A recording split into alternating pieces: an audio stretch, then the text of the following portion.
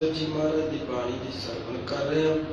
अज जो गुरु साहब जी साढ़े ते कृपा करते सानू समझाते, साहब जी का फरमान है, संत की धूर मिटे अग कोट, संत प्रसाद मरण ते छोट, जन्म मरण ते छोट। गुरु महाराज जी बख्शिश करते हैं, हे भाई संत की धूर मिटे अग कोट। पर सानू ये भी समझना पवेगा संत क्या किनू है। महाराज सच्चे पातशाह किनू कह रहे हैं संत? संत जेड़ा सुन्नत समा गया, जेड़ा अकाल पुरख का रूप हो गया, वो संत हो गया। संत किनू किया? गुरु साहब धन धन गुरु ग्रंथ साहब जी महाराज नूं ज्ञान नूं, जेड़ा इहदी आग्या च चले, महाराज कहंदे ओहदे करोड़ां पाप नष्ट हो जाते। गुरु दे दसे मुताबक सिमरन करना, गुरु दे दसे मुताबक मनुखता की सेवा करनी,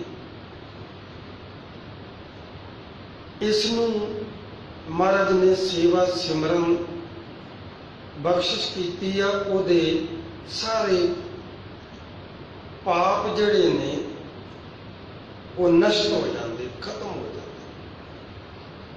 गुरु की कृपा का सदका, गुरु की कृपा का पात्र बन जावे ते महाराज सच्चे पातशाह जी कहते जम्मण ते मरण तो छुटकारा पै जांदा, आवागौन के चक्करां तो बचाव हो जाता, जमन मरण तो रहत हो जाता, मुक्ति का दर प्राप्त कर लेंदा। गुर प्रसाद गुरु की कृपा का पात्र बन जाए।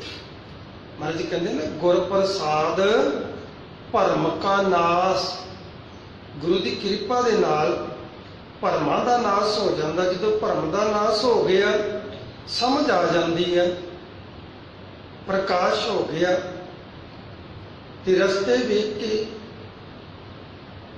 मार्ग की समझ आ गई, एक दिन मंजिल ते पहुंच जाएगा।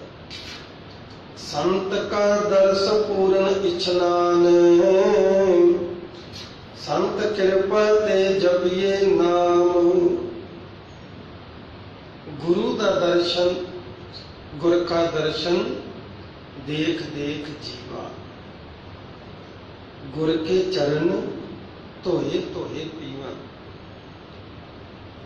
महाराज कहते गुरु के दर्शन का ही पूर्ण फल तीर्थ इशनान का। दर्शन परसे गुरु के, मल जन्म जन्म की कटिए। गुरु की कृपा का सदका परमात्मा के नाल सुरत जुड़ जाती। भाव जपीए नाम का अर्थ है सुरत परमात्मा के चरणों नाल, शब्द नाल सुरत जुड़ती है। गुरु की कृपा, गुरु की बख्शिश का सदका। संत कै संग मिटिया अहंकार, दृष्ट आवे सब एकंकार। आ जिहड़ी हंकार की धूड़ अखां च पई हुई है ना, तो दिसदा नहीं है कुछ भी। जो तूफान चलता, अखां दे विच मिट्टी पैंदी, धूड़ पैंदी है, बंदे नूं अपना पराया दिसदा कुछ नहीं दिसदा। महाराज जी कहंदे गुरु की कृपा दे नाल रहमत की बरसात, गुरु की बख्शिश की बरसात हुई, ये धूड़ बह गई, मिट गई धूड़। दृष्ट आवे सब एकंकार, हुण सारे पासे एक परमात्मा नजर आउंदा है। घट घट मैं हरजू बसे, हुण सारियां दे विच रब नजर आउंदा। अगे बख्शिश करदे आ, संत सो प्रसन्न आवे बस पंचा, अमृत नाम हृदय लै संचा। ਸੰਤ ਪੂਰਨ ਗੁਰੂ ਪ੍ਰਸੰਨ ਹੋ ਜਾਵੇ ਦਇਆ ਦੇ ਘਰ ਚ ਅਜੇ ਵਸ ਪੰਚਾ। ਪੰਚਾ ਕੌਣ ਆ? ਕਾਮ, ਕ੍ਰੋਧ, ਲੋਭ, ਮੋਹ, ਹੰਕਾਰ। ਇਹ ਜਿਹੜੇ ਪੰਜ ਬਲੀ ਆ ਇਹ ਵਸ ਵਿੱਚ ਆ ਜਾਂਦੇ ਨੇ, ਕਾਬੂ ਵਿੱਚ ਆ ਜਾਂਦੇ ਨੇ। ਅੰਮ੍ਰਿਤ ਨਾਮ ਹਿਰਦੇ ਲੈ ਸੰਚਾ। ਸੰਚਾ ਜਿਹੜਾ ਕਿਸਾਨੀ ਬੋਲੀ ਆ। ਜੇ ਆਪਾਂ ਜਿਵੇਂ ਕਹਿੰਦੇ ਨਾ ਵੀ ਅੱਜ ਕਣਕ ਨੂੰ ਸਿੰਜ ਕੇ ਆਇਆ, ਭਾਵ ਪਾਣੀ ਦੇ ਕੇ ਆਇਆ, ਅੱਜ ਨਰਮੇ ਨੂੰ ਪਾਣੀ ਲਾ ਕੇ ਆਇਆ, ਇਸ ਤਰ੍ਹਾਂ ਅੰਮ੍ਰਿਤ ਜਲ ਇਸ ਜੀਵ ਆਤਮਾ ਨੂੰ ਸਿੰਚਦਾ ਹੈ। ਤਾਂ ਹੀ ਤੇ ਸਤਿਗੁਰਾਂ ਕਿਹਾ ਹੈ, ਬਿਨ ਸਿਮਰਨ ਦਿਨ ਰੈਣ ਬਿਰਥਾ ਬਿਹਾਏ, ਮੇਘ ਬਿਨਾ ਜੋ ਖੇਤੀ ਜਾਏ। ਸਿਮਰਨ ਤੋਂ ਬਿਨਾ ਦਿਨ ਤੇ ਰਾਤ ਮਰਦ ਕਹਿੰਦੇ ਵਿਅਰਥ ਚਲੀ ਜਾਂਦੀ ਆ, ਜਿੱਦਾਂ ਪਾਣੀ ਤੋਂ ਖੇਤੀ ਸੁੱਕ ਜਾਂਦੀ ਹੈ। ਇਹ ਸੋਝੀ ਕਿੱਥੋਂ ਮਿਲਦੀ ਆ? ਮਹਾਰਾਜ ਕਹਿੰਦੇ ਗੁਰੂ ਦੁਆਰੇ ਹੋਏ ਸੋਝੀ ਪਾਏ ਸੀ। ਗੁਰੂ ਦੇ ਦੁਆਰੇ ਆਵੇਂਗਾ ਤੇ ਗੁਰੂ ਕੋਲੋਂ ਇਹ ਸੋਝੀ ਮਿਲਦੀ ਹੈ। ਬਖਸ਼ਿਸ਼ ਕਰਦੇ ਕਹੋ ਨਾਨਕ ਜਾ ਕਾ ਪੂਰਾ ਕਰਮ, ਤਿਸ ਭੇਟੇ ਸਾਧੂ ਕੇ ਚਰਨ। ਕਰਮ ਬੰਦਿਆ ਚੰਗੇ ਕਰ। ਮਹਾਰਾਜ ਇਹੀ ਸਿੱਖਿਆ ਬਖਸ਼ਿਸ਼ ਕਰਦੇ ਆ। ਇਹਨਾਂ ਕਰਮਾਂ ਨੇ ਤੇਰਾ ਖਹਿੜਾ ਨਹੀਂ ਛੱਡਣਾ। ਤਿੰਨ ਨਾਤੇ ਆ ਇਸ ਸੰਸਾਰ ਤੇ ਆਏ ਦੇ। ਇੱਕ ਕਰਮਾਂ ਦਾ ਨਾਤਾ ਹੈ, ਇੱਕ ਸੰਸਾਰ ਦੇ ਵਿੱਚ ਪਰਿਵਾਰਕ ਨਾਤਾ ਹੈ, ਦੇਹ ਦਾ, ਬੰਧਨਾਂ ਦਾ। ਇੱਕ ਧਨ ਦੌਲਤ ਦਾ ਨਾਤਾ ਹੈ। ਧਨ ਦੌਲਤ ਤੇ ਬੰਦੇ ਨੂੰ ਜਿਉਂਦੇ ਛੱਡ ਜਾਂਦੀ ਹੈ। ਜਿਵੇਂ ਸਰੀਰ ਬਿਰਧ ਹੋਇਆ, ਸਭ ਕੁਝ ਬੱਚਿਆਂ ਦੇ ਹਵਾਲੇ ਕਰ ਦੇਣਾ। ਹੁਣ ਬੱਚਿਆਂ ਦੇ ਕੋਲੋਂ ਮੰਗ ਕੇ ਲੈ ਕੇ ਵਰਤਣਾ। ਜਦੋਂ ਕਿਤੇ ਇਹੋ ਜਿਹੀ ਕਥਾ ਯਾਦ ਚੱਲਦੀ ਹੈ ਤੇ ਮੈਨੂੰ ਉਹਨੇ ਦੇ ਪ੍ਰਧਾਨ ਜੀ ਦਾ ਉਹ ਬਚਨ ਯਾਦ ਆ ਜਾਂਦਾ। ਉੱਥੇ ਕਥਾ ਸੁਣਾਈ 2004 ਦੇ ਵਿੱਚ ਤੇ 2015 ਦੇ ਵਿੱਚ ਉਹਨਾਂ ਨੇ ਉਹ ਕਥਾ ਨੂੰ ਦੁਬਾਰਾ ਚਿਤਾਰਿਆ। ਕਹਿੰਦੇ ਗਿਆਨੀ ਜੀ ਤੁਸੀਂ ਜਦੋਂ 2004 ਦੇ ਵਿੱਚ ਇਹ ਕਥਾ ਸੁਣਾਈ ਸੀ ਵੀ ਧਨ ਦੌਲਤ ਜਿਉਂਦਿਆਂ ਸਾਥ ਛੱਡ ਜਾਂਦਾ, ਤੇ ਮੈਨੂੰ ਉਦੋਂ ਇਹ ਸਮਝ ਵਿੱਚ ਨਹੀਂ ਆਈ ਤੇ ਮੈਂ ਇਸ ਨੂੰ ਗਲਤ ਸਮਝਿਆ। ਪਰ ਅੱਜ ਮੈਨੂੰ ਸਮਝ ਆ ਗਈ। ਕਿੱਦਾਂ ਸਮਝ ਆ ਗਈ? ਕਿ ਉਹਨੂੰ ਸ਼ੂਗਰ ਸੀ ਤੇ ਸ਼ੂਗਰ ਦੀ ਚੌਥੀ ਸਟੇਜ ਸੀ। ਉਹਦੇ ਹੱਥ ਕੰਬਦੇ ਸੀ ਬਹੁਤ ਜ਼ਿਆਦਾ,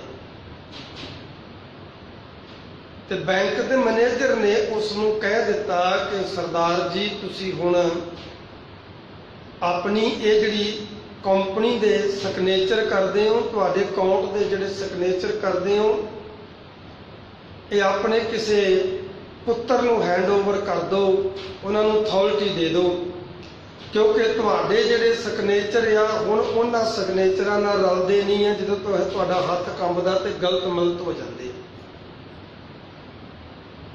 ਕਹਿੰਦਾ ਉਹ ਸਿਗਨੇਚਰ ਅਥਾਰਟੀ ਮੈਂ ਆਪਣੇ ਪੁੱਤਰ ਨੂੰ ਦੇਤੀ ਆ। ਹੁਣ ਜਦੋਂ ਮੈਨੂੰ ਲੋੜ ਹੁੰਦੀ ਆ ਨਾ ਤਾਂ ਮੈਨੂੰ ਮੰਗਣੇ ਪੈਂਦੇ ਆ ਆਪਣੇ ਪੁੱਤਰ ਨੂੰ। ਤੇ ਕਈ ਵਾਰੀ ਕਹਿੰਦਾ ਉਹ 2-2 ਦਿਨ ਕਹਿ ਦਿੰਦਾ ਡੈਡੀ ਕੱਲ ਲਿਆ ਕੇ ਦੇਵਾਂਗੇ, ਡੈਡੀ ਪਰਸੋਂ ਜਾਊਂਗਾ ਮੈਂ। ਤੇ ਕਈ ਵਾਰੀ ਉਹ ਕਹਿੰਦਾ ਇੱਥੇ ਹੁੰਦਾ ਹੀ ਨਹੀਂ ਗਾ, ਸਾਈਡ ਤੇ ਹੁੰਦਾ ਹੈ ਆਪਣੇ ਕੰਮ ਤੇ। ਤੇ ਉਦੋਂ 2-2 3-3 ਦਿਨ ਮੈਂ ਕਹਿੰਦਾ ਧਾਰੇ ਫੜ ਕੇ ਵਰਤਦਾ। ਕਈ ਵਾਰੀ ਕਹਿੰਦਾ ਗੁਰਦੁਆਰਾ ਸਾਹਿਬ ਜਦੋਂ ਆਉਣਾ ਮੇਰੀ ਜੇਬ 'ਚ ਪੈਸੇ ਨਹੀਂ ਹੁੰਦੇ ਤੇ ਦਫ਼ਤਰ 'ਚੋਂ ਆਉਣ ਲੱਗਿਆ ਮੈਂ ਆਪਦੇ ਮੈਨੇਜਰ ਕੋਲੋਂ ਫੜ ਲਿਆਉਣਾ ਵੀ ਲਿਆ ਮੈਨੂੰ 200-300 ਰੁਪਈਆ ਦੇ, ਸਵੇਰੇ ਗੁਰਦੁਆਰੇ ਜਾਣਾ, ਰਾਗੀ ਸਿੰਘਾਂ ਨੂੰ ਦੇਣੇ ਆ, ਗੋਲਕ 'ਚ ਮੱਥਾ ਟੇਕਣਾ, ਕਥਾ ਦੇ ਭੇਟਾ ਦੇਣੀ ਆ, ਰੱਖਣੇ ਆ, ਲਿਆ ਦੇ 200-400 ਰੁਪਈਆ। ਕਹਿੰਦਾ ਇੱਦਾਂ ਫੜ ਕੇ ਲੈ ਕੇ ਆਉਣਾ। ਮੈਂ ਮੁਹਤਾਜ ਹੋ ਗਿਆ। ਕਹਿੰਦਾ ਉਹ ਕਥਾ ਮੈਨੂੰ ਕਹਿੰਦਾ ਬਾਰ-ਬਾਰ ਹੁਣ ਯਾਦ ਆਉਂਦੀ ਹੈ। ਇਹ ਮਾਇਆ ਬੰਦੇ ਦਾ ਸਾਥ ਜਿਉਂਦਿਆਂ ਹੀ ਛੱਡ ਜਾਂਦੀ ਹੈ। ਬਾਬਾ माया साथ ना होए जिन माया जग मोहिया बिरला बूझे कोई इन माया जग मोहिया। धन दौलत साथ छड़ जाती है, जिवें ही इस आत्मा ने शरीर नूं छड्डिया, भैन भरा इस शरीर का साथ छड़ जाते। पर कर्म जिहड़े ने ना, वो जिहड़े जन्म च जाएगा कर्मां दा ही तैनूं मिलना।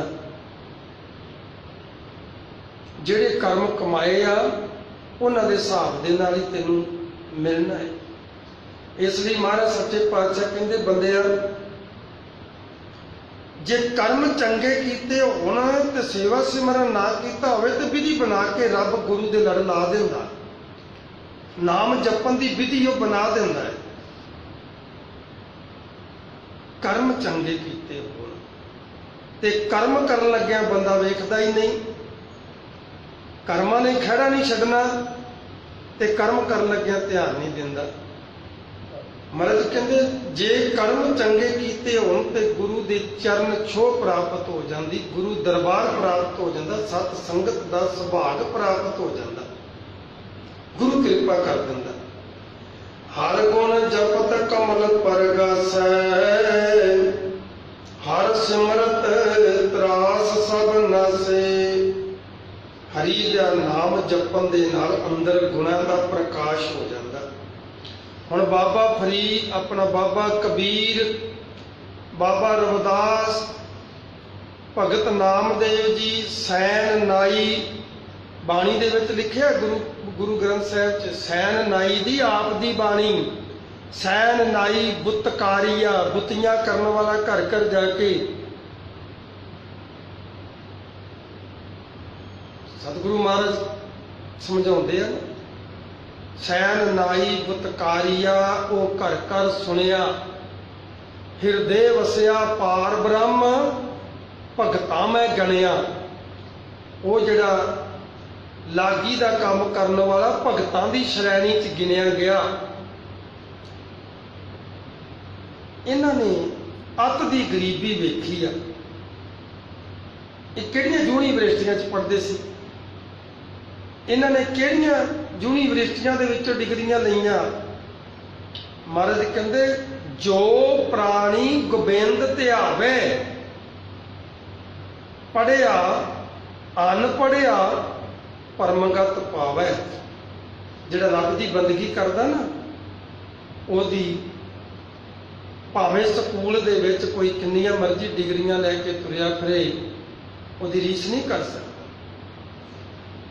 ਭਗਤ ਕਬੀਰ ਜੀ ਦੀ ਬਾਣੀ, ਰਵਿਦਾਸ ਜੀ ਦੀ ਬਾਣੀ, ਭਗਤ ਨਾਮਦੇਵ ਜੀ ਦੀ ਬਾਣੀ, ਭਗਤ ਸੈਨ ਜੀ ਦੀ ਬਾਣੀ ਵਗੈਰਾ ਵਗੈਰਾ, ਇਹਨਾਂ ਭਗਤਾਂ ਦੀ ਬਾਣੀ ਅੱਤ ਦੇ ਗਰੀਬ ਸੀ। ਕਿਸੇ ਸਕੂਲ ਕਾਲਜ 'ਚ ਨਹੀਂ ਪੜ੍ਹੇ, ਮਜ਼ਦੂਰੀ ਕਰਨ ਵਾਲੇ। ਅੱਜ ਇਹਨਾਂ ਦੀ ਬਾਣੀ ਜਿਹੜੀ ਆ ਨਾ, ਉਹ ਪ੍ਰੋਫੈਸਰ, ਜਿਹੜੇ ਵੱਡੇ ਵੱਡੇ ਪ੍ਰੋਫੈਸਰ, ਪ੍ਰਿੰਸੀਪਲ ਬਹਿਸ ਕਰਦੇ ਨੇ ਗੁਰਮਤਿ ਵਿਦਿਆਲਿਆਂ 'ਚ। ਬਹਿਸ, ਇਹਦੇ ਅਰਥ ਆ ਨਹੀਂ, ਇਹਦੇ ਅਰਥ ਆ ਬਣਦੇ ਆ। ਇਹਨੂੰ ਵਿਆਕਰਨ ਦੇ ਹਿਸਾਬ ਨਾਲ ਵਿਚਾਰ ਕੇ ਵੇਖ, ਇਹਦੇ ਅਰਥ ਆ ਬਣਦੇ ਆ। ਉਹਨਾਂ ਦੀਆਂ ਬੁਝਾਰਤਾਂ ਅਜੇ ਤੱਕ ਸਮਝ ਨਹੀਂ ਆਈਆਂ ਸਾਨੂੰ ਵੀ ਕੀ ਅਰਥ ਬਣਦੇ ਆ। ਮਹਾਰਾਜ ਸੱਚੇ ਪਾਤਸ਼ਾਹ ਜੀ ਕਹਿੰਦੇ ਗੁਣ ਆ ਜਾਂਦੇ ਨੇ। ਮਹਾਰਾਜ ਕਹਿੰਦੇ ਗੁਣਵੰਤਿਆਂ ਗੁਣ ਦੇ। ਜਿਹੜੇ ਪਹਿਲਾਂ ਹੀ ਗੁਣੀ ਗਿਆਨੀ ਸੀ ਨਾ, ਉਹਨਾਂ ਨੂੰ ਹੋਰ ਗੁਣ ਬਖਸ਼ ਦਿੰਦਾ। ਇਹ ਜੇ ਗੁਰੂ ਦੇ ਚਰਨੀ ਲੱਗਦਾ ਨਾ, ਜਿਵੇਂ ਪਾਣੀ ਮਿਲਣ ਦੇ ਨਾਲ ਕਮਲ ਦਾ ਫੁੱਲ ਪ੍ਰਕਾਸ਼ ਜਾਂਦਾ, ਖਿੜ ਜਾਂਦਾ, ਇਹਦਾ ਅੰਦਰ ਦਾ ਜਿਹੜਾ ਕਮਲ ਦਾ ਫੁੱਲ ਆ ਉਹ ਖਿੜ ਜਾਂਦਾ। ਸਿਮਰਨ ਕਰਨ ਦੇ ਨਾਲ ਮਤ ਉੱਚੀ ਹੋ ਜਾਂਦੀ ਤੇ ਸੇਵਾ ਕਰਨ ਦੇ ਨਾਲ ਮਨ ਨੀਵਾ ਹੋ ਜਾਂਦਾ। ਗੁਣਾਂ ਦਾ ਅੰਦਰ ਪ੍ਰਕਾਸ਼ ਹੋ ਜਾਂਦਾ। ਜਿਵੇਂ ਕਿਸੇ ਚੀਜ਼ ਨੂੰ ਤਰਾਸ਼ਿਆ ਜਾਂਦਾ, ਹਰ ਸਿਮਰਤ ਤਰਾਸ ਸਭ ਨਾਸੇ। ਤਰਾਸ਼ ਦਿੱਤਾ ਗੁਰੂ ਸਾਹਿਬ ਜੀ ਨੇ। ਹੁਣ ਹਰ ਪਹਾੜ ਦੇ ਵਿੱਚ ਭਗਵਾਨ ਕ੍ਰਿਸ਼ਨ ਦੀ, ਰਾਮ ਦੀ, ਵਿਸ਼ਨੂੰ ਦੀ, ਗੋਬਿੰਦ ਸਿੰਘ ਦੀ ਮੂਰਤ ਛੁਪੀ ਹੋਈ ਆ। ਪਰ ਆਪਾਂ ਨੂੰ ਦਿਸਦੀ ਹੈ? ਸਾਨੂੰ ਨਹੀਂ ਦਿਸਦੀ। ਜਿਹੜਾ ਬੁੱਤ ਘਾੜਾ ਹੋਵੇ ਨਾ, ਬੁੱਤ ਘਾੜਾ, ਉਹਨੂੰ ਸਭ ਕੁਝ ਦਿਸਦਾ, ਬਸ ਉਹਨੂੰ ਵਿੱਚੋਂ ਨਜ਼ਰ ਮਾਰ ਕੇ ਦੇਖਿਆ ਉਹਨੇ, ਉਹਨੂੰ ਕ੍ਰਿਸ਼ਨ ਦੀ ਮੂਰਤੀ ਦਿਸਦੀ ਪਈ ਆ। ਸਾਨੂੰ ਕਿਉਂ ਨਹੀਂ ਦਿਸਦੀ? ਕਿਉਂਕਿ ਉਹਦੇ ਉੱਤੇ ਬਹੁਤ ਸਾਰਾ ਪੱਥਰ ਹੋਰ ਵੀ ਚੜਿਆ ਹੋਇਆ। ਉਹ ਸਾਨੂੰ ਦਿਖਾਉਣ ਵਾਸਤੇ ਮੂਰਤੀ ਉਹਨੇ ਥੋੜਾ ਚੁੱਕਿਆ, ਛੈਣੀ ਚੁੱਕੀ, ਜਿਹੜਾ ਫਾਲਤੂ ਦਾ ਉੱਪਰ ਪੱਥਰ ਲੱਗਾ ਸੀ, ਚੜਿਆ ਸੀ, ਉਹਨੇ ਹੌਲੀ ਹੌਲੀ ਹੌਲੀ ਹੌਲੀ ਸਾਰਾ ਝਾੜਤਾ, ਵਿੱਚੋਂ ਮੂਰਤੀ ਨਿਕਲ ਆਈ ਨਾ। ਇਸੇ ਤਰ੍ਹਾਂ ਇਹ ਜਿਹੜਾ ਮਨ ਆ ਨਾ, ਮਹਾਰਾਜ ਕਹਿੰਦੇ ਮਨ ਤੂੰ ਜੋਤ ਸਰੂਪ ਹੈ, ਆਪਣਾ ਮੂਲ ਪਛਾਣ। ਜਦੋਂ ਇਹਨੂੰ, ਸਾਨੂੰ ਤੇ ਇਹਦੇ ਚੋਂ ਕੁਝ ਦੀਦਾ ਨਹੀਂ ਮਨ ਦੇ ਵਿੱਚੋਂ, ਪਰ ਸਾਡੇ ਗੁਰੂ ਦੇ ਕੋਲ ਆ ਜਾਈਏ ਨਾ, ਇਹਦੇ ਕੋਲ ਘੜੀਏ ਸ਼ਬਦ ਸੱਚੀ ਟਕਸਾਲ, ਰੋਜ਼ ਪੜ੍ਹਦੇ ਨਿਤਨੇਮ ਦੀ ਬਾਣੀ, ਇਹਨੂੰ ਟਕਸਾਲ ਕਿਹਾ, ਵਿਦਿਆਲਾ। ਇੱਥੇ ਆ ਜਾਈਏ ਤੇ ਗੁਰੂ ਕਿਰਪਾ ਕਰ ਦਿੰਦਾ, ਇਸ ਮਨ ਨੂੰ ਘੜ ਦਿੰਦਾ। ਇਹਦੇ ਉੱਤੋਂ ਜਿਹੜੀ ਮੈਲ ਲੱਗੀ ਹੋਈ ਫਾਲਤੂ ਦੀ ਵਿਸ਼ੇ ਵਿਕਾਰਾਂ ਦਾ, ਉੱਤੇ ਅਸ਼ਟਰਾ ਮਲਬਾ ਚੜਿਆ ਹੋਇਆ, ਉਹ ਇਹਦੇ ਉੱਤੋਂ ਲਾਹ ਦਿੰਦਾ। ਜਦੋਂ ਉਸ ਪੱਥਰ ਦੀ ਮੂਰਤੀ ਦੇ ਉੱਤੇ ਪੱਥਰ ਚੜਿਆ ਹੋਇਆ ਫਾਲਤੂ ਐਡ ਗਡੈਲਾ ਬਣਿਆ, ਸਾਨੂੰ ਤਾਂ ਦੀਦਾ ਨਹੀਂ ਉਹਦੇ 'ਚ ਕੋਈ ਮੂਰਤੀ ਹੈਗੀ ਆ, ਪਰ ਛੰਦ ਤਰਾਸ ਜਿਹੜਾ ਬੁੱਤ ਘਾੜਾ, ਉਹ ਜਦੋਂ ਥੋੜੀ ਛਾਣੀ ਲੈ ਕੇ ਲੱਗ ਜਾਂਦਾ ਤਰਾਸ਼ਣ, ਤੇ ਦਰਦ ਤੇ ਹੁੰਦੀ ਆ ਨਾ ਉਸਨੂੰ। ਉਹਨੂੰ ਪਹਿਲਾਂ ਠੋਕ ਠੋਕ ਕੇ ਫਾਲਤੂ ਦਾ ਪੱਥਰ ਉੱਤੋਂ ਲਾਹ ਦਿੰਦਾ, ਫਿਰ ਉਹਦੇ ਤੇ ਚਮਕ ਲਿਆਉਣ ਵਾਸਤੇ ਪਹਿਲਾਂ ਰੇਗਮਾਰ ਵੱਜਦਾ। ਜਦੋਂ ਰੇਗਮਾਰ ਦੀ ਰਗੜ ਵੱਜਦੀ ਤੇ ਦਰਦ ਤੇ ਹੁੰਦੀ ਆ, ਉਦੋਂ ਬਾਅਦ ਫਿਰ ਉੱਤੇ ਪਾਲਿਸ਼ ਵੱਜਦੀ ਬਰੀਕ, ਸਫਾਈ ਕਰਕੇ ਫਿਰ ਉਹ ਮੰਦਰ ਦੇ ਵਿੱਚ ਰੱਖ ਕੇ ਤੇ ਪੂਜਣ ਯੋਗ ਹੋ ਜਾਂਦੀ ਹੈ, ਫਿਰ ਉਹਦੀ ਆਰਤੀ ਹੁੰਦੀ ਹੈ। ਪਰ ਜੇ ਉਹਦੀ ਤਹਿ ਵੱਲ ਨੂੰ ਜਾਈਏ, ਪਿੱਛੇ ਵੱਲ ਨੂੰ ਜਾਈਏ, ਤੇ ਕਦੀ ਉਹ ਪੱਥਰ ਸੀ, ਉਹ ਤਰਾਸ਼ਿਆ ਗਿਆ ਹੈ, ਭਗਵਾਨ ਹੋ ਗਿਆ। ਇਸੇ ਤਰ੍ਹਾਂ ਇਸ ਮਨ ਨੂੰ ਗੁਰੂ ਤਰਾਸ਼ ਦਿੰਦਾ। ਇਹ ਮਨ ਵੀ ਰੱਬ ਦਾ ਸਰੂਪ ਦਿਸਣ ਲੱਗ ਪੈਂਦਾ, ਇਹ ਜੋਤ ਆ ਉਸਦੀ, ਪ੍ਰਕਾਸ਼ ਹੋਣ ਲੱਗ ਜਾਂਦਾ, ਗੁਰੂ ਕਿਰਪਾ ਕਰ ਦਿੰਦਾ। ਪਰ ਜੇ ਮੈਲਾ ਕੱਪੜਾ ਪਾਣੀ ਗਰਮ 'ਚ ਸੁੱਟਿਆ ਜਾਂਦਾ, ਕਾਸ਼ਤਕ ਸੋਡਾ ਪਾਇਆ ਜਾਂਦਾ, ਥਾਪੀਆਂ ਦੀ ਮਾਰ ਵੱਜਦੀ ਉਹਨੂੰ, ਫਿਰ ਉਹਦੇ ਤੰਦ ਵਿੱਚੋਂ ਮੈਲ ਨਿਕਲ ਜਾਂਦੀ, ਤੰਦ ਵਿੱਚੋਂ। ਤੇ ਜਦੋਂ ਉਹ ਮੈਲ ਨਿਕਲ ਜਾਂਦੀ ਤੰਦ 'ਚੋਂ, ਸੋਹਣਾ ਨਿਖਰ ਗਿਆ, ਫਿਰ ਉਹਦੇ ਉੱਤੇ ਚਮਕ ਲਿਆਉਣ ਵਾਸਤੇ ਪ੍ਰੈਸ ਮਾਰੀ ਜਾਂਦੀ। ਤੇ ਪ੍ਰੈਸ ਠੰਡੀ ਥੋੜੀ ਮਾਰੀ ਜਾਂਦੀ ਹੈ, ਪ੍ਰੈਸ ਵੀ ਗਰਮ ਉੱਤੇ ਮਾਰੀ ਦੀ ਹੈ। ਕਈ ਵਾਰੀ ਸਾਨੂੰ ਇਹ ਸਮਝ ਨਹੀਂ ਨਾ ਆਉਂਦੀ, ਤੇ ਅਸੀਂ ਕਹਿੰਦੇ ਜਿੱਦਣ ਦਾ ਮੈਂ ਨਾਮ ਜਪਣ ਲੱਗ ਗਿਆ ਉਦੋਂ ਦਾ ਤੰਗ ਹੋਣ ਲੱਗ ਗਿਆ। ਜਿੱਦਣ ਦਾ ਮੈਂ ਗੁਰਦੁਆਰੇ ਜਾਣਾ ਸ਼ੁਰੂ ਕਰਤਾ ਨਾ, ਤੇ ਉਦੋਂ ਦਾ ਮੈਂ ਦੁਖੀ ਰਹਿਣ ਲੱਗ ਗਿਆ। ਭਾਈ ਦੁਖੀ ਤੇ ਹੋਏਗਾ। ਮਹਾਰਾਜ ਕਹਿੰਦੇ ਜਨਮ ਜਨਮ ਕੀ ਇਸ ਮਨ ਕੋ ਮਲ ਲਾਗੀ, ਕਾਲਾ ਹੋਆ ਸ਼ਿਆ। ਸਵਾਹ ਵਰਗਾ, ਸ਼ਾਹੀ ਵਰਗਾ ਕਾਲਾ ਹੋਇਆ ਪਿਆ। ਅਸੀਂ ਨਿੱਕੇ ਨਿੱਕੇ ਹੁੰਦੇ ਸੀਗੇ, ਤੇ ਜਦੋਂ ਆਪੇ ਨਹਾਉਣਾ, ਮੈਂ ਆਪੇ ਨਹਾਉਂ, ਮਾੜਾ ਮੋਟਾ ਪਾਣੀ ਸਿਆਲ 'ਚ ਪਾ ਕੇ ਉੱਤੇ ਤੇ ਪਿੰਡੇ ਤੇ ਬਾਹਰ ਆ ਜਾਣਾ।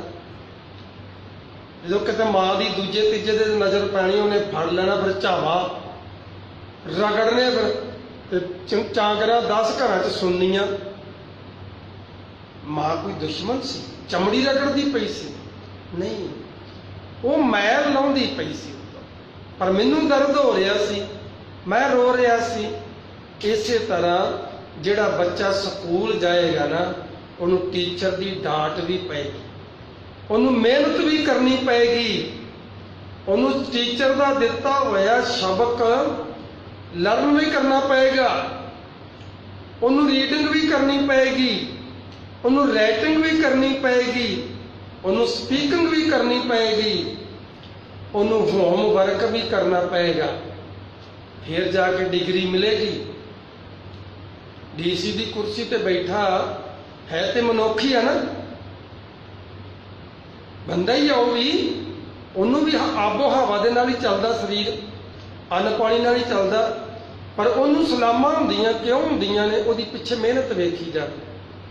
ਬਚਪਨ ਤੋਂ ਲੈ ਕੇ ਉਹਨੇ ਕਿੰਨਾ ਤਰਾਸ਼ਿਆ ਹੈ, ਫਿਰ ਡੀਸੀ ਦੀ ਕੁਰਸੀ ਤੱਕ ਪਹੁੰਚਿਆ। ਇਸੇ ਤਰ੍ਹਾਂ ਭਗਤ ਨਾਮਦੇਵ ਜੀ, ਰਵਿਦਾਸ ਜੀ, ਸੈਨ ਨਾਈ ਜੀ, ਇਹ ਗੁਰੂ ਦੇ ਪਿਆਰੇ ਭਗਤ ਕਿੰਨੀ ਮਿਹਨਤ ਕੀਤੀ ਹੋਏਗੀ। ਮਹਾਰਾਜ ਦੀ ਬਾਣੀ ਕਹਿੰਦੀ, ਸਾਰੋ ਦਿਨਸ ਮਜ਼ਦੂਰੀ ਕਰੇ। ਕੋਈ ਭੁਲੇਖਾ ਛੱਡਿਆ ਗੁਰਬਾਣੀ ਨੇ? ਨਿੱਕੇ ਨਿੱਕੇ ਸਾਡੀ ਜਿਹੜੀਆਂ ਰੋਜ਼ਮर्रा ਦੀਆਂ ਘਰੇਲੂ ਗੱਲਾਂ ਸਮਝਾਈਆਂ। ਮਹਾਰਾਜ ਕਹਿੰਦੇ ਸਾਰਾ ਦਿਨ ਮਜ਼ਦੂਰੀ ਕਰੇ। ਮਜ਼ਦੂਰੀ ਮਤਲਬ ਮਜ਼ਦੂਰੀ। ਹੁਣ ਜੱਟ ਦੇ ਦਿਹਾੜੀ ਗਿਆ ਹੋਵੇ, ਕਸੀਆ ਫੜਿਆ ਤੇ ਪਾਰੇ ਛਾਂਗ ਤੇ ਕਸੀਆ ਫੜਿਆ ਤੇ ਕਈ ਫੜੀ, ਕਈ ਛੱਡੀ ਤੇ ਕਸੀਆ ਫੜ ਲਿਆ, ਸਾਰਾ ਦਿਨ ਉੱਥੇ 12 ਘੰਟੇ ਕੰਮ ਕਰਕੇ ਆਇਆ, ਕਿ ਅੰਮ੍ਰਿਤ ਵੇਲੇ ਉੱਠਿਆ ਜਾਊਗਾ? ਨਹੀਂ ਉੱਠਿਆ ਜਾਂਦਾ। ਮਹਾਰਾਜ ਦੀ ਬਾਣੀ ਕਹਿੰਦੀ ਸਾਰਾ ਦਿਨ ਮਜ਼ਦੂਰੀ ਕਰੇ, ਬਜਰ ਕੀ ਨਾਮ ਕੀ ਵੇਲਾ, ਬਜਰ ਸਥਿਰ ਪਰੇ। ਬਜਰ ਮਤਲਬ ਪੱਥਰ। ਸਾਰਾ ਦਿਨ ਜਦੋਂ ਖੇਤਾਂ 'ਚ ਮਜ਼ਦੂਰੀ ਕਰਦਾ ਹੈ, ਜਾਂ ਮਿਸਤਰੀ ਦੇ ਮਗਰ ਇੱਟਾਂ ਫੜਾਉਂਦਾ, ਗਾਰਾ ਫੜਾਉਂਦਾ, ਸੀਮਟ ਫੜਾਉਂਦਾ, ਸਾਰਾ ਦਿਨ ਮਜ਼ਦੂਰੀ ਕਰਦਾ ਆਇਆ, ਸ਼ਾਮ ਤੱਕ ਤੇ ਉਹ ਸਰੀਰ ਜੁੜ ਜਾਂਦਾ ਪੱਥਰ ਵਾਂਗੂ। ਮੈਂ ਨਹੀਂ ਕਹਿ ਰਿਹਾ, ਗੁਰੂ ਗ੍ਰੰਥ ਸਾਹਿਬ ਜੀ ਕਹਿ ਰਿਹਾ, ਤੇ ਇਹ ਹਕੀਕਤ ਹੈਗੀ ਆ ਕਿ ਨਹੀਂ? ਤੁਸੀਂ ਆਪਾਂ ਕਰਦੇ ਆ ਸਾਰੇ ਖੇਤਾਂ 'ਚ ਕੰਮ। ਮਹਾਰਾਜ ਕਹਿੰਦੇ ਸਾਰਾ ਦਿਨ ਮਜ਼ਦੂਰੀ ਕਰੇ, ਨਾਮ ਕੀ ਵੇਲਾ, ਬੱਜਰ। ਬੱਜਰ ਇਹਨੂੰ ਦੇਹ ਨੂੰ ਕਿਹਾ, ਪੱਥਰ ਵਰਗੀ ਹੋ ਜਾਂਦੀ, ਬੱਜਰ ਸਿਰ ਪਰੇ। ਕਿੱਥੇ ਉੱਠਿਆ ਜਾਂਦਾ ਅੰਮ੍ਰਿਤ ਵੇਲੇ? ਤੇ ਬਾਬਾ ਕਬੀਰ ਜੀ ਅੰਮ੍ਰਿਤ ਵੇਲੇ ਉੱਠਦੇ ਹੁੰਦੇ ਸੀ, ਬਾਬਾ ਰਵਿਦਾਸ ਜੀ ਅੰਮ੍ਰਿਤ ਵੇਲੇ ਉੱਠਦੇ ਸੀ, ਨਾਮਦੇਵ ਜੀ ਉੱਠਦੇ ਸੀ, ਨਾਈ ਸੈਨ ਉੱਠਦਾ ਸੀ ਅੰਮ੍ਰਿਤ ਵੇਲੇ। ਕਿੰਨੀ ਵੱਡੀ ਘਾਲਣਾ ਸੀ। ਤੇ ਜੇ ਉਹਨਾਂ ਨੇ ਇੰਨੀ ਘਾਲਣਾ ਘਾਲੀ, ਅੱਗੇ ਜਾਤ ਆਈ? ਕੋਈ ਜਾਤ ਆਈ ਅੱਗੇ ਉਹਨਾਂ ਦੀ? ਨਹੀਂ, ਇਹ ਤੇ ਬੰਦੇ ਦੀ ਬਣਾਈ ਹੋਈ ਆ। ਮਹਾਰਾਜ ਦੀ ਬਾਣੀ ਕਹਿੰਦੀ ਗਰਭਵਾਸ ਮੈਂ ਕੁਲ ਨਹੀਂ ਜਾਤੀ, ਬ੍ਰਹਮ ਬਿੰਦ ਤੇ ਸਭ ਉਤਪਾਤੀ। ਤੇ ਜੇ ਜਾਤ ਅੱਗੇ ਆਉਂਦੀ ਤੇ ਗੁਰੂ ਗ੍ਰੰਥ ਸਾਹਿਬ ਜੀ ਮਹਾਰਾਜ ਜਗ੍ਹਾ ਦਿੰਦਾ ਉਹਨਾਂ ਨੂੰ। ਅੱਜ ਕੀ ਜਦੋਂ ਸੈਨ ਨਾਈ, ਅਸੀਂ ਗੁਰੂ ਗ੍ਰੰਥ ਸਾਹਿਬ ਨੂੰ ਮੱਥਾ ਟੇਕਦੇ ਕਿ ਸੈਨ ਨਾਈ ਨੂੰ ਮੱਥਾ ਨਹੀਂ ਟੇਕਦਾ? ਨਾਮਦੇਵ ਛੀਂਬੇ ਨੂੰ ਮੱਥਾ ਨਹੀਂ ਟੇਕਦਾ? ਜਦੋਂ ਗੁਰੂ ਗ੍ਰੰਥ ਸਾਹਿਬ ਨੂੰ ਮੱਥਾ ਟੇਕਦੇ ਆ ਕਿ ਰਵਿਦਾਸ ਚਮਾਰ ਨੂੰ ਮੱਥਾ ਨਹੀਂ ਟੇਕਦਾ? ਉਹ ਸਾਰੇ ਗੁਰੂ ਦੀ ਪਦਵੀ ਤੇ ਬੈਠੇ ਆ। ਉਹਨਾਂ ਜਦੋਂ ਆਪਾਂ ਹੁਕਮ ਲੈਨੇ ਆ, ਗੁਰੂ ਦਾ ਹੁਕਮ ਨਾ ਵਾ, ਤੇ ਬਾਣੀ ਆ ਜੇ ਅੱਗੋਂ ਸੈਨ ਨਾਈ ਦੀ, ਤੇ ਕੀ ਆਖਾਂਗੇ? ਗੁਰੂ ਦਾ ਹੁਕਮ ਨਹੀਂਗਾ। ਪਾਰ ਥੋੜੀ ਕੱਢ ਸਕਦੇ। ਪਰ ਇੱਥੋਂ ਤੱਕ ਪਹੁੰਚਣ ਵਾਸਤੇ ਗੁਰੂ ਦੀ ਘਾਲਣਾ ਤੇ ਉਹਦੇ ਤੇ ਪਹਿਰਾ ਦੇਣਾ ਪਏਗਾ, ਗੁਰੂ ਦੀ ਸਟੱਡੀ ਦੇ ਵਿੱਚ ਆਉਣਾ ਪਏਗਾ, ਗੁਰੂ ਦੀ ਦੱਸੇ ਮੁਤਾਬਕ ਹੋਮਵਰਕ ਵੀ ਕਰਨਾ ਪਏਗਾ, ਰੀਡਿੰਗ ਵੀ ਕਰਨੀ ਪਏਗੀ, ਰਾਈਟਿੰਗ ਵੀ ਕਰਨੀ। ਰਾਈਟਿੰਗ ਕਰਨੀ ਤੇ ਦੂਰ ਦੀ ਗੱਲ, ਰਾਈਟਿੰਗ ਸੁਧਾਰਨੀ ਵੀ ਪਏਗੀ। ਜਦੋਂ ਟੀਚਰ ਵੇਖਦੀ ਹੈ ਬੁੱਕ ਫੜ ਕੇ, ਉਹ ਕਹਿੰਦੀ ਨਹੀਂ ਹੈ ਤੇਰੀ ਰਾਈਟਿੰਗ ਨਹੀਂ ਕਿਸੇ ਕੰਮ ਦੀ, ਸੁਧਾਰ ਕਰ ਇਹਦਾ। ਆ ਜਿਹੜਾ ਆਈਲੈਟਸ ਦੇ ਪੇਪਰ ਹੁੰਦੇ ਆ, ਇਹੀ ਤੇ ਪੇਪਰ ਹੁੰਦੇ 3, ਰੀਡਿੰਗ, ਰਾਈਟਿੰਗ, ਸਪੀਕਿੰਗ। ਇੰਗਲਿਸ਼ ਬੋਲਣੀ ਆਉਣੀ ਚਾਹੀਦੀ, ਲਿਖਣੀ ਆਉਣੀ ਚਾਹੀਦੀ, ਔਰ ਸ਼ੁੱਧ ਲਿਖਣੀ ਆਉਣੀ ਚਾਹੀਦੀ, ਪੜ੍ਹਨੀ ਸ਼ੁੱਧ ਆਉਣੀ ਚਾਹੀਦੀ। ਇਹੀ 3 ਪੇਪਰ ਹੁੰਦੇ ਆਈਲੈਟਸ ਦੇ, ਜਿਹੜੇ ਬਾਹਰ ਜਾਣ ਵਾਸਤੇ ਹੁੰਦੇ। ਤੇ ਮਹਾਰਾਜ ਸੱਚੇ ਪਾਤਸ਼ਾਹ ਕਹਿੰਦੇ ਵੀ ਇਕੱਲਾ ਸਿਮਰਨ ਨਹੀਂ, ਸਿਮਰਨ ਦੇ ਵਿੱਚ ਸੁਧਾਰ ਵੀ ਲਿਆਉਣਾ ਪਏਗਾ। ਕੱਲੀ ਸੇਵਾ ਹੀ ਨਹੀਂ, ਸੇਵਾ 'ਚ ਸੁਧਾਰ ਵੀ ਲਿਆਉਣਾ ਪਏਗਾ। ਗੁਰੂ ਦੇ ਦੱਸੇ ਮੁਤਾਬਕ ਕਰੇਗਾ ਤੇ ਐ ਬੰਦਿਆ ਤੇਰੇ ਤੇ ਕਿਰਪਾ ਹੋ ਜਾਏਗੀ, ਮਹਾਰਾਜ ਤੈਨੂੰ ਤਰਾਸ ਦੇਗਾ। ਸਾਮਤ ਪੂਰੀ ਜਿਤ ਹਰ ਗੁਣ ਗਾਵੇ, ਬੜੇ ਭਾਗ ਸਾਧੂ ਸੰਗ ਪਾਵੇ। ਉਹ ਮੱਤ ਪੂਰੀ ਹੋ ਜਾਂਦੀ।